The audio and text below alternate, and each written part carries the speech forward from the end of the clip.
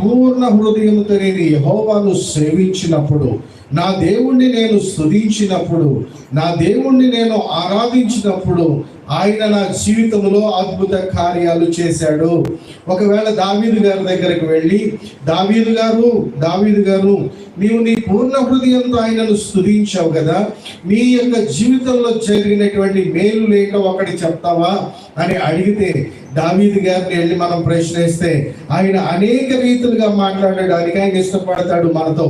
కారణం ఏంటంటే, ఒకసారి గొర్రెలు మేపుతూ ఉండగా ఒకసారి ఎలుగుబంటి వచ్చిందని, అది నాకంటే బలమైనటువంటిదని, ఎలుగుబంటిని చూస్తే అక్కడికక్కడే పారిపోతారని, చనిపోతారని, అది అక్కడికక్కడే చంపేస్తుందని మనుషుల్ని అందరికీ తెలుసు. కానీ నేను భయపడకుండా నా గొర్రెలను కాస్తూ ఉన్నప్పుడు ఎలుగుబంటిని నేను ఏ విధంగా ఎదుర్కొన్నాను అనేటువంటి ఒక మాట చెప్తాడు. అదే సమయంలో